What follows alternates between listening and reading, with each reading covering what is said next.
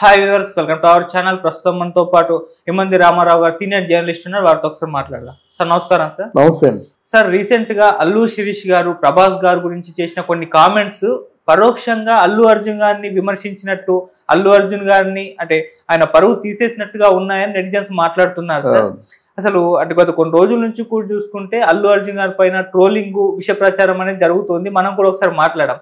ఇప్పుడు ఆ కోవలోకి ఇది కూడా వస్తుంది సార్. అంటే ప్రభాస్ గారి పైన అల్లు శిరీష్ గారు కామెంట్ చేయడం ఏంటి, దాన్ని అల్లు అర్జున్ గారికి లింక్ చేయడం ఏంటి అని చెప్పేసి చాలా మంది అనుకుంటున్నారు. సార్ మరి మీ అల్లు అర్జున్ గారి పైన అంటే ప్రభాస్ గారి పైన అల్లు శిరీష్ చేసిన కామెంట్స్ ఏంటి, అది ఏ విధంగా అల్లు అర్జున్ గారికి సూట్ అవుతుంది, మీరేం చెప్తారు సార్ దీని గురించి? అంటే ఆయనకి సినిమా ఫీల్డ్ పట్ల మిడి జ్ఞానంతోనే మాట్లాడాడు ఆయన. ఓకే. ఎందుకంటే పెద్ద హీరోలందరికి కూడా పిఆర్ ఉంటుంది. అవును, పెద్ద హీరోలందరికి కూడా, ఈవెన్ ఇంక్లూడింగ్ మన విజయ్ దేవరకొండ కూడా కొంతమంది పిఆర్ ఉంటారన్నమాట, గ్రూప్ ఆఫ్ పిఆర్ ఉంటారు. అలాగే ప్రభాస్కి ఎప్పటి నుంచో ఇప్పుడు కాదు, కృష్ణరాజు ఉన్నప్పుడు కానీ ఆయన పిఆర్ ఉండేదన్నమాట. డ్రెస్తో చాలా క్లోజ్గా ఉంటారన్నమాట. ఈ డిసిప్లిన్, ఇదంతా మర్యాద, సంస్కారం అంతా వచ్చింది కృష్ణరాజు గారి దగ్గర నుంచే వచ్చింది. అదే కొనసాగుతూ ఉంది. ఈయన కొత్తగా చెప్పాల్సిన అవసరం లేదు. కాదంటే ఏ విషయంలో కూడా తల దోర్చడు. సిగ్గు ఎక్కువగా ఉంటుంది దానికి. మాట్లాడితే ప్రాణం పెడతాడు. సహాయం కోసం ఎవరు వెళ్ళినప్పుడు కూడా వాళ్ళని నిరాశపరచకుండా ఎంతో కొంత ఇస్తాడు. చిత్ర పరిశ్రమ కూడా ఏదైనా ఆపదలో ఇరుక్కున్నప్పుడు కోట్ల రూపాయలు దానం చేస్తానని ముందుకొచ్చిన వ్యక్తి, ఆదుకున్న వ్యక్తి కూడా. అటువంటి వ్యక్తిని కొత్తగా పోడేది ఏముంటుంది? పిఆర్ ఉంది, ఆయన పిఆర్ లేదు, ఎవరు లేరు అనుకుంటే ఇంతవరకు అమాయకత్వం బయటపడుతుంది కదా.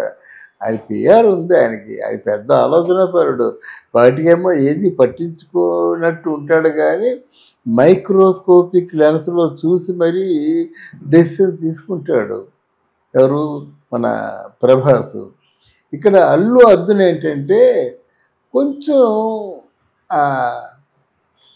ఆయన ట్రాక్లోంచి, సక్సెస్ఫుల్ ట్రాక్లోంచి ఆ పేరు వచ్చేసరికి, ఆ పాన్ ఇండియా స్టార్ పేరు వచ్చేసరికి ఆస్కార్ జాతీయ అవార్డు ఇవన్నీ కైవసం చేసుకున్నప్పుడు ఆయన తనను తాను మర్చిపోయి తన్మయత్వంలోకి వెళ్ళిపోయాడు.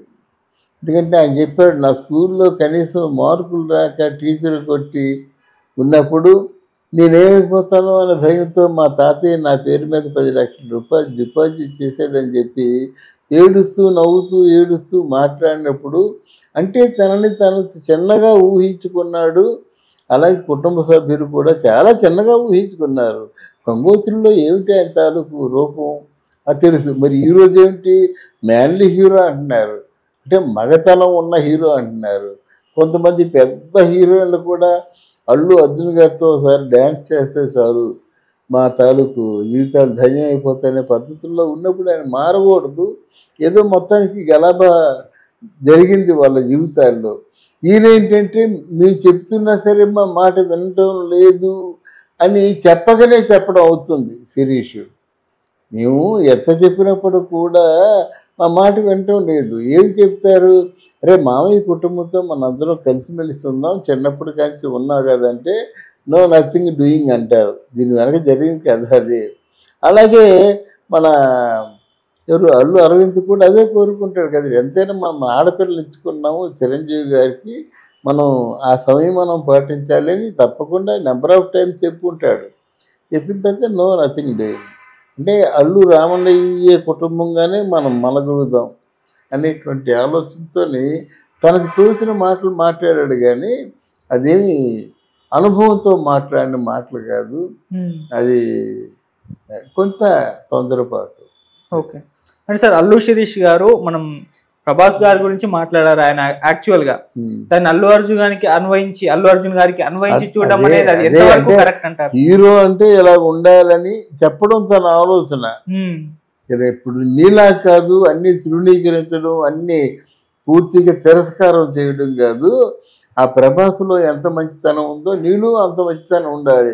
చూడు 12 సంవత్సరాలు బట్టి ఎక్కడైనా మాట వచ్చిందా?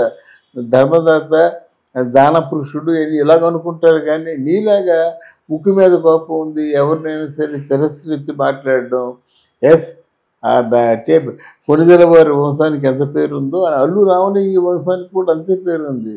వై నాట్ అనే పద్ధతిని కొంతమంది నెటిజన్స్ అలా ఎప్పుడూ అంటే విమర్శిస్తూనే ఉంటారు. ఇప్పుడు అల్లు రామ అంటే రామలింగి మనవుడు అల్లు అర్జున్ చేసి పొరపాటు అని నేను చెప్పను. కానీ ఇండస్ట్రీలో ఉన్నప్పుడు తలమానికంగా అందరికి కూడా సమర్థనీయంగా ఉండాలన్నమాట. అంటే సార్ అల్లు శిరీష్ గారు అల్లు అర్జున్ గారి పైన ఎటువంటి కామెంట్స్ చేయలేదు, కాకపోతే నెటిజన్స్ ఈయనకు అన్వయిస్తున్నారు. అది ఎందుకు జరుగుతుంది అల్లు అర్జున్ గారి పైన అంటే రీసెంట్ టైమ్స్ లో మనం చూసుకుంటాం. అంతే అంటే అల్లు అర్జున్ని ప్రతి ఒక్కరు తిరుగుతున్నారండి. అవును, అది ఎందుకు సార్? ఆ పుష్ప డేట్ కూడా వెనక్కి వెళ్ళిపోవడానికి కారణం అదే. అయితే అక్కడ చేసిన పొరపాటు అంటే అన్నీ ఒకసారి పైకి ఉబ్బికాయి అన్నమాట. ఇప్పుడు నెంబర్ ఆఫ్ డేస్ అయిపోయేసరికి ప్రొడ్యూసర్ లోపల తపన పడతాడు. బయటికి ఇట్స్ ఆల్ రైట్ అని చెప్పినప్పుడు కూడా లోపల తపన పడుతూ ఉంటాడు ఒకటి ప్రొడ్యూసరు. డైరెక్టర్ తీసింది ఎక్కడో ఈయన కనెక్ట్ అవ్వకపోతే డైరెక్టరే చెప్పలేడు కదా, ఎందుకో ఆ సన్నివేశాలు నాకు కనెక్ట్ కావటం లేదని. అక్కడ అయితే ఎప్పుడైతే సినిమా లేట్ అయిపోయిందో ఆ సినిమాలో కథలో ఉన్న ఫ్రెష్నెస్ కోల్పోతారు. ఆర్టిస్టుల తాలూకు రూపాలు కూడా మారిపోతుంటాయి. 2 సంవత్సరాలు బట్టి తీస్తున్నారండి. ఇలా అనేకమైన కారణాల చేత ఆయన ఫ్రస్ట్రేషన్లో ఉన్నాడు. నెటిజన్స్ కూడా వాళ్ళ ఫ్యాన్స్ అండి. ఎవరైతే సుకుమార్ని చంపేస్తామని బయలుదేరారు, గెన్నాలు చేస్తాను సినిమా అందరూ చెయ్యి అని చెప్పారన్నమాట. అంత ఘోరమైన ఫ్యాన్స్ ఉన్నారు. ఆ ఫ్యాన్స్ కూడా సినిమా లేట్ అయ్యేసరికి వాళ్ళే ట్రోల్ చేస్తారు. ఎన్ని ప్రమాదాలు ఉన్నాయన్నమాట. దాంట్లో ఈయన శిరీష్ కొంచెం అల్లు అర్జున్ కంటే తెలివైనవాడు విషయాల్లో. అల్లు అర్జున్కి దేవుడు దయ ఉండి మంచి నటుడు అయ్యాడు. కానీ శిరీష్ మంచి బిజినెస్ మ్యాగ్నెట్, చాలా తెలివైనవాడు అన్నమాట. సరే, మన అల్లు అర్జున్కి ఈ శిరీష్ చెప్పిన మాటలన్నీ కూడా చెప్పకనే చెప్పినట్టు అవుతాయి. సరే, అసలు అల్లు అర్జున్ గారి పైన ట్రోలింగ్ గత కొన్ని రోజుల నుంచి కూడా నడుస్తుంది కదా, కొంత కాలం నుంచి కూడా. ఇది ఎప్పుడు ఆగే అవకాశం ఉందంటారు సార్? ఇది అల్లు అర్జున్ గారి పైన ట్రోలింగ్ ఇట్లా ప్రచారాలు చేయడం ఆగవండి. వన్స్ మనం ట్రోలింగ్కి అవకాశం ఇచ్చినట్టయితే అవి ఆగవు. ఆ వాళ్ళు కూడా పేట అయిపోతారు. ఇప్పుడు నేనున్నాను అనుకోండి, ఒక వీడియో చేశాను అంటే జర్నలిస్ట్కి ఉన్న బాధ్యత ఏంటంటే వాళ్ళు చేసిన తప్పులు ఎత్తి చూపించడం, వాళ్ళు తెలుసుకోవాల్సినటువంటి సత్యాన్ని కూడా ఎత్తి చూపించడం చేస్తాం. వాళ్ళు ఏం చేస్తారు, ఫోన్ చేస్తారు. ఫోన్ చేసి అమ్మనా బూతులు తినడానికి ప్రయత్నం చేస్తారు. మన మీద కాదు, మనం కాకపోతే ఇంకొకరిని ఇలా ఇంకోళ్ళైతే ఇలా తిట్టుండేవాడిని అని చెప్పి మనల్ని తిడతారన్నమాట. ఇది నా స్వానుభవం. ఎందుకంటే వాళ్ళు ఎప్పుడు కూడా ట్రోలింగ్స్ని పట్టించుకుంటారు. వాళ్ళు పట్టించుకున్నంత వరకు ట్రోలింగ్స్ కొనసాగుతూ ఉంటాయి. Thank you so much sir. Thank you నాన్న.